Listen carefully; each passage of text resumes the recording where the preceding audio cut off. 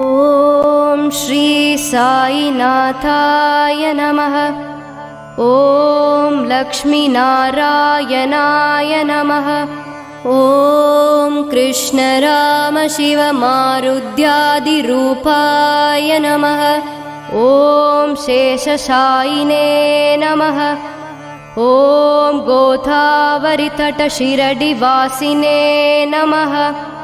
ॐ भक्तहृदालयाय नमः।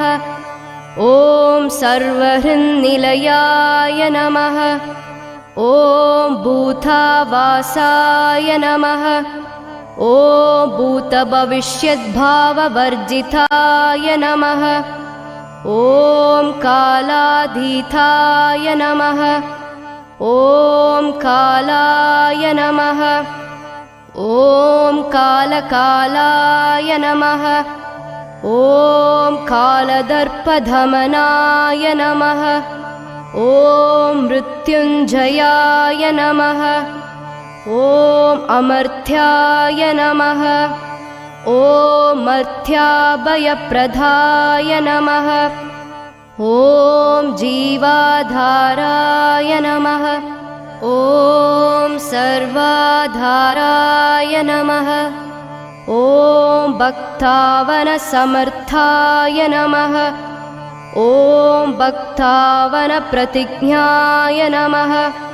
ॐ अन्नवस्त्रधाय नमः। ॐ आरोग्यक्षेमदाय नमः। ॐ धनमाङ्गल्यप्रदाय नमः। ॐ वृद्धिसिद्धिदाय नमः। ॐ पुत्रमित्रकळत्रबन्धुदाय नमः। ॐ योगक्षेमवहाय नमः। ॐ आबद्बान्धवाय नमः। ॐ मार्गबन्धवे नमः। ॐ भुक्तिमुक्तिस्वर्गाभवर्गदाय नमः। ॐ प्रियाय नमः।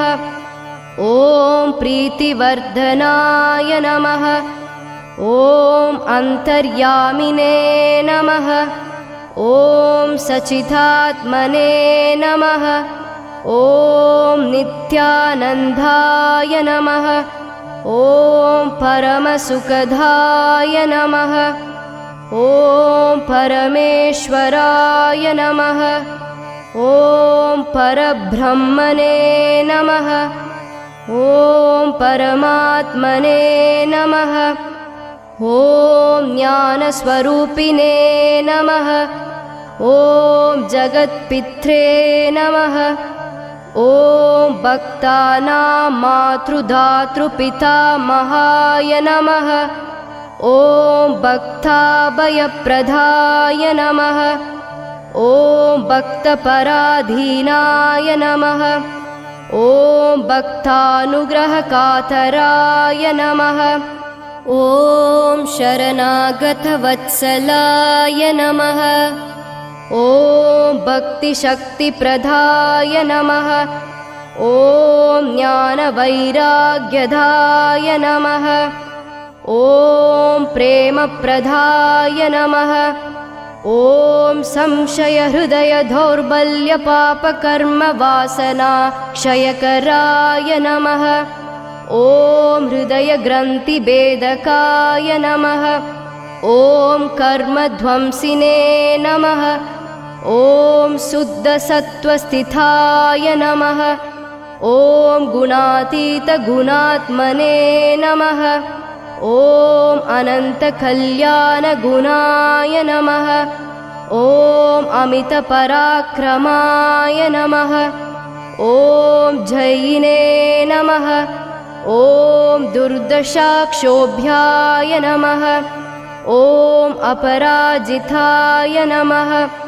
ॐ त्रिलोकेषु अविघातगतये नमः। ॐ अशक्यरहिताय नमः। ॐ सर्वशक्तिमूर्तये नमः। ॐ सुरूपसुन्दराय नमः। ॐ सुलोचनाय नमः। ॐ बहुरूपविश्वमूर्तये नमः।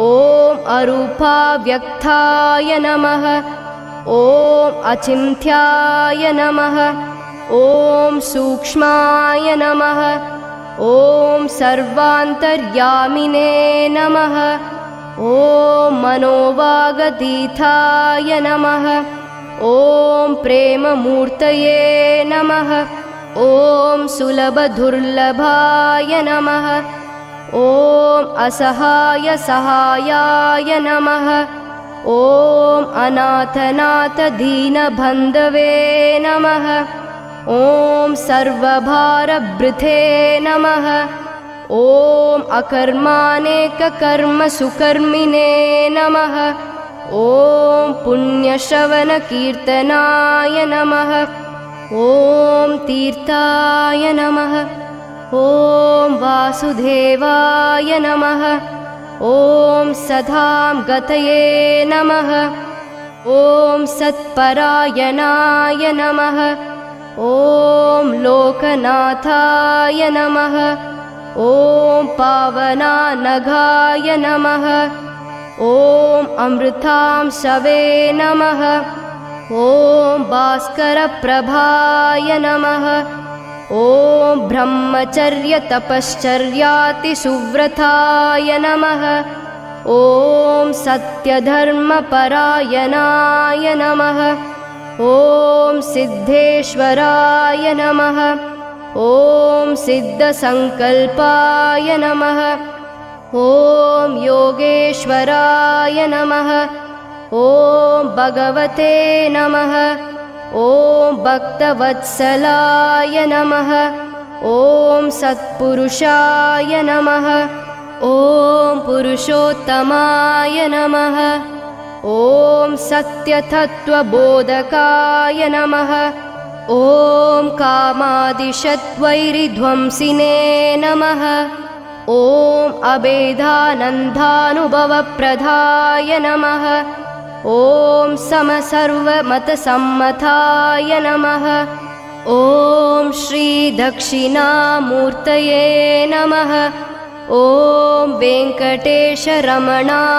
नमः ॐ अद्भुतानन्दचर्याय नमः ॐ प्रपन्नार्तिहराय नमः ॐ संसारसर्वदुःखक्षयकराय नमः ॐ सर्ववित्सर्वतोमुखाय नमः ॐ सर्वान्तर्बहिस्थिताय नमः ॐ सर्वमङ्गलकराय नमः ॐ सर्वाभीष्टप्रदाय